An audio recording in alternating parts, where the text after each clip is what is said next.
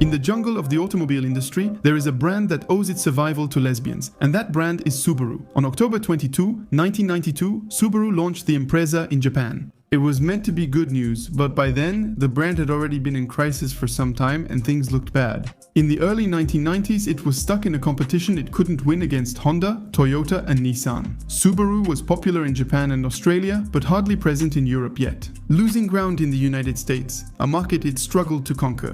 Between the boom of other Japanese brands and the dominance of American SUVs, it was seen over there as a small, somewhat marginal brand. So, in 1994, Subaru made a choice that other brands considered suicidal. And that's the story I'm going to tell you in this video. We'll see how a brand near bankruptcy accidentally found an overlooked market segment, targeted it with coded, almost secret messages, and how this marketing decision, which is one of the most surprising in the entire history of the automobile, had major consequences for the future. Let me give you a little spoiler about what's coming next. But this year, Subaru sold 22 cars in France, that's half as many as Bentley and 6 times less than Lamborghini, even though it's supposed to be a mainstream manufacturer.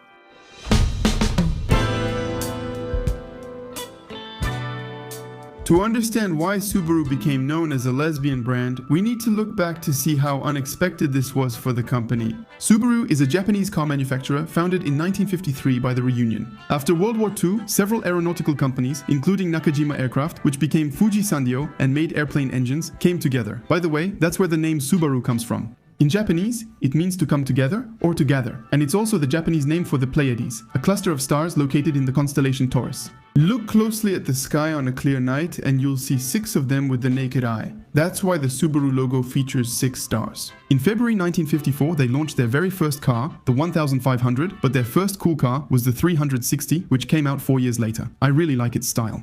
Thanks to their expertise in aviation, they worked on reducing the weight as much as possible, and the 360 produced 18 horsepower for 385 kg. With a 2-cylinder engine placed at the rear of the vehicle, which reaches the crazy speed of 83 km/h, that's pretty normal for the time, it's the same performance as the Fiat 500. In 1965, the Subaru 1000 arrived, the first mass-produced Japanese front-wheel drive car. And above all, the first model with a flat engine, which is a tradition that still exists today at Subaru. We'll talk about it right after.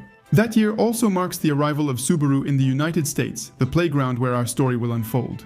They launched a lot of ordinary cars, like the Leon and the Justy, until 1989 when the Subaru Legacy hit the market.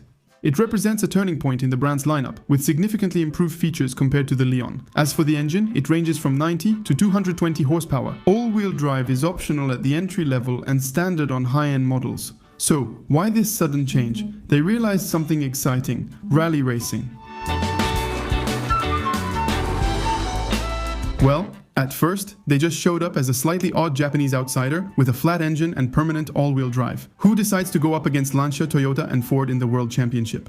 They started out first with the Legacy, and the beginnings were modest. But in 1991, they teamed up with ProDrive, a British organization led by David Richards, former co-driver of Harry Vatanen, who later became a manager at Benetton and British American Racing in Formula 1, and even co-owner of Aston Martin between 2007 and 2020. In short, already in 1991, the guy knows what he's doing, and that's when everything changes. In 1993, Colin McRae gave Subaru its first victory in the World Championship at the New Zealand Rally. He's 25 years old, he attacks like crazy, and without knowing it, he's forging the brand's DNA. But the real revolution comes with a shorter, lighter, and more agile car, the Subaru Impreza. Still with a 2-liter turbo boxer engine and all-wheel drive, but with a lower center of gravity that makes it super agile. With this car, Subaru becomes a machine and wins 3 consecutive constructors' titles in 1995, 1996.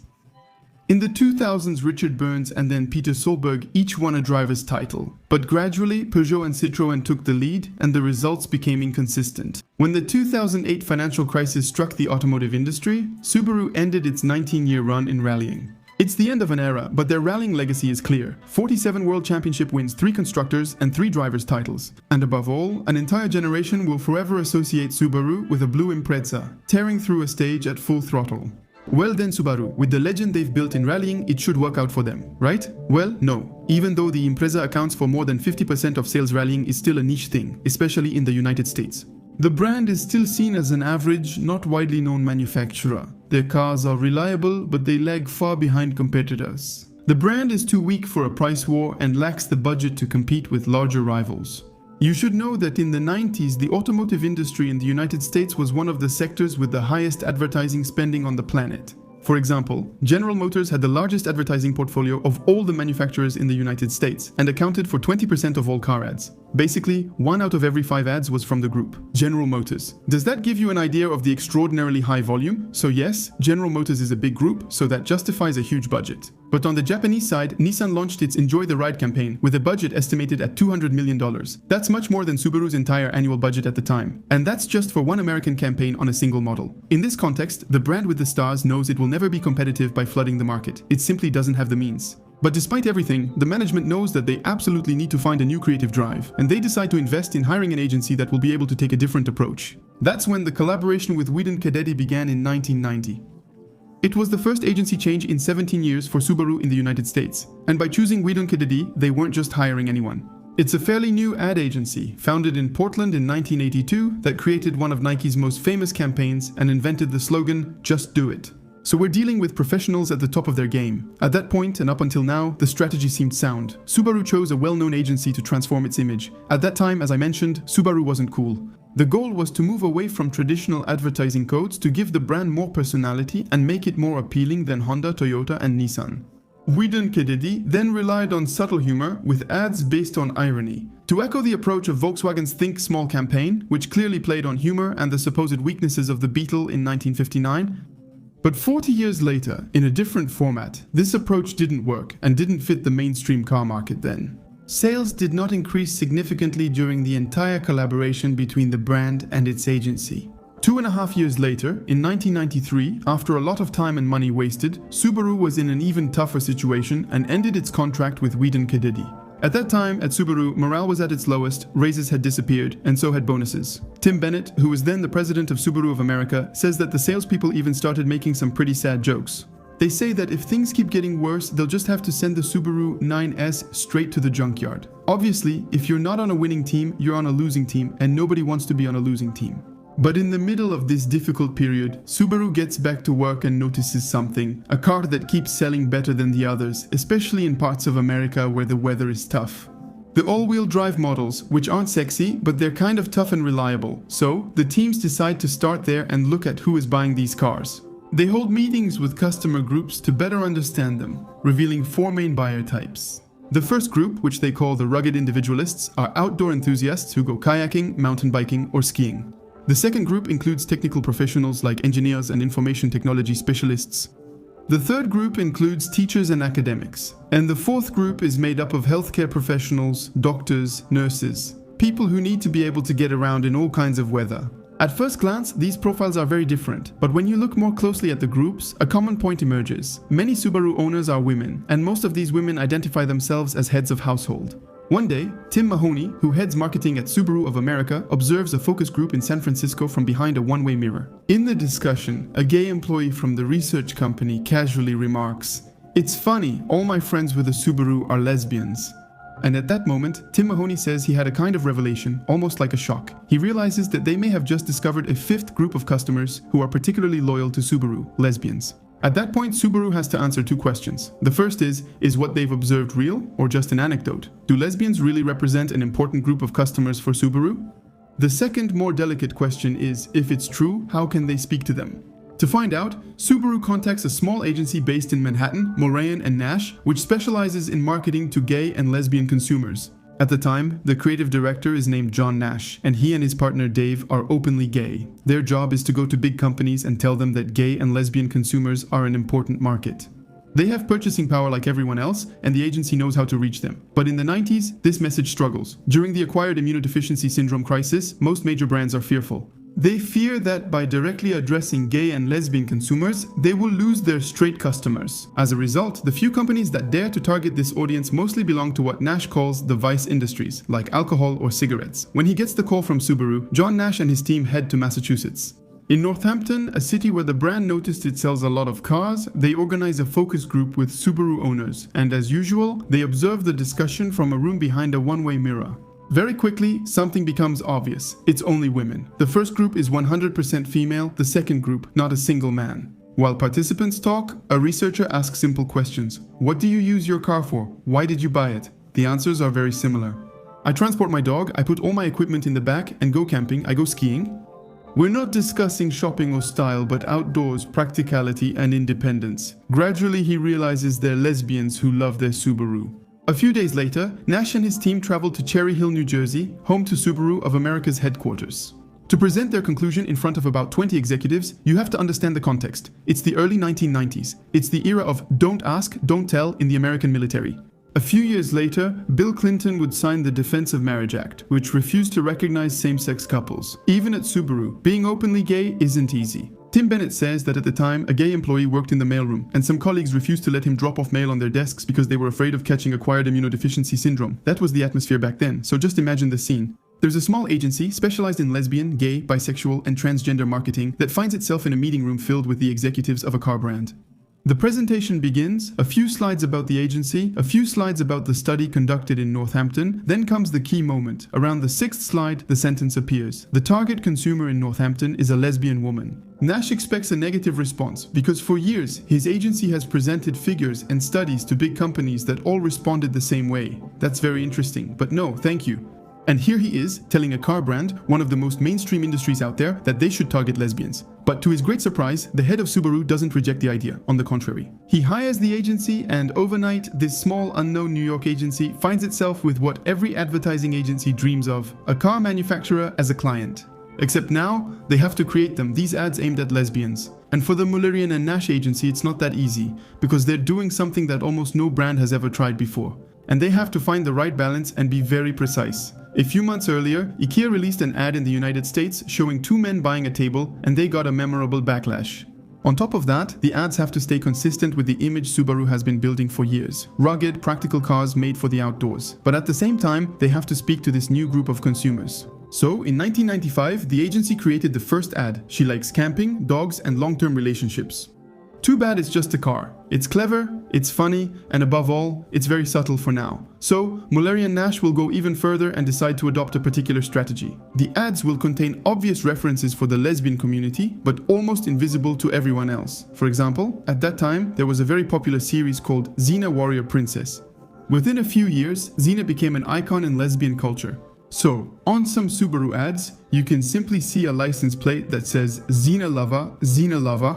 There's another plate that says Pitoni, a reference to Provincetown, apparently a well-known destination for the lesbian, gay, bisexual, and transgender community. There's another one too, Camp Out. So, once again, nothing is explicit, but if you know, you know. The one that speaks to me the most is the one that says it's not a choice, it's just how we're made. Or this one, totally comfortable with their orientation. You have to admit, it works for an SUV. And apparently it even makes gay people smile. Another one says, at least we've got our priorities straight. In English, straight means both in order and heterosexual. So the ad could also mean, at least we've got something straight. John Nash realizes his campaign is working the day he's waiting for a bus in San Francisco. The bus arrives with a Subaru ad he just created, and he watches the people around him. Two straight guys look at the ad, no reaction, then two gay men look at the poster, and he sees them smiling at each other. That means they got it.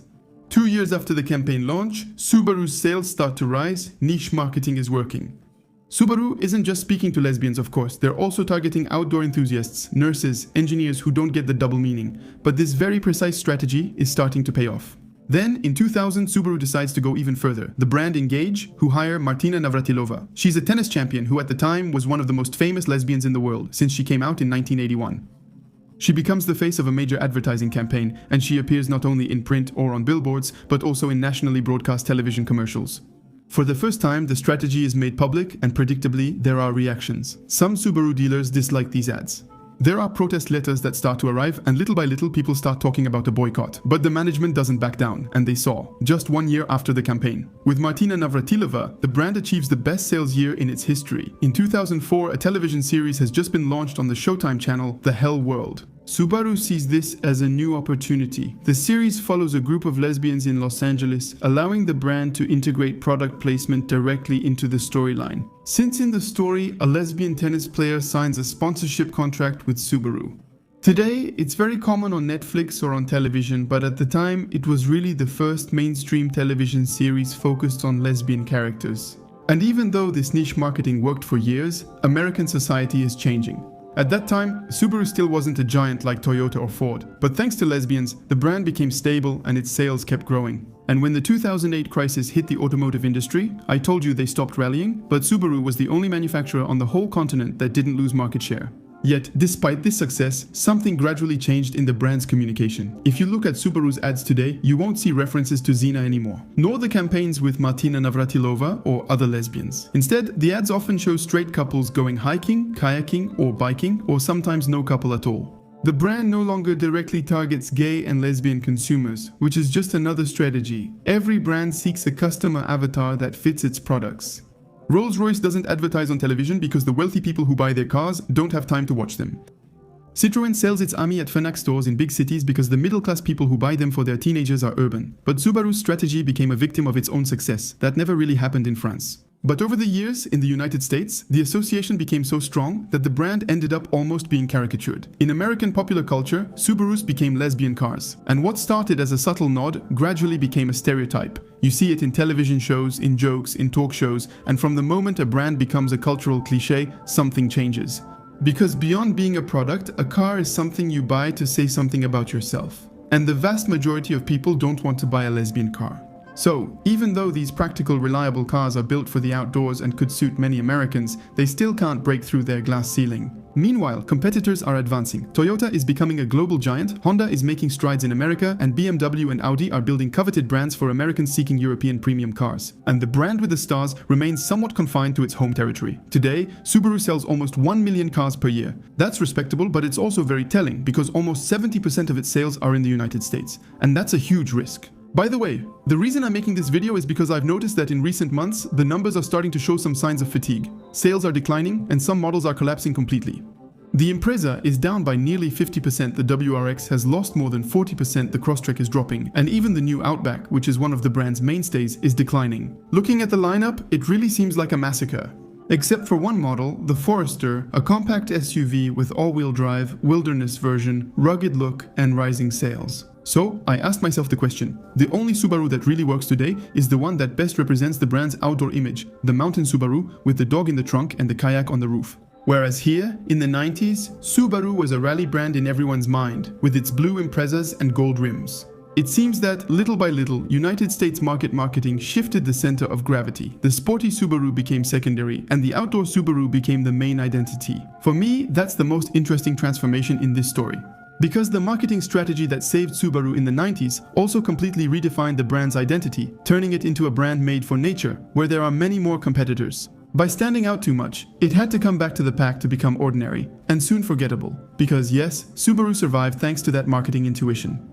But when I look at the brand today, I still wonder if, somewhere along the way, it didn't lose a bit of its dream.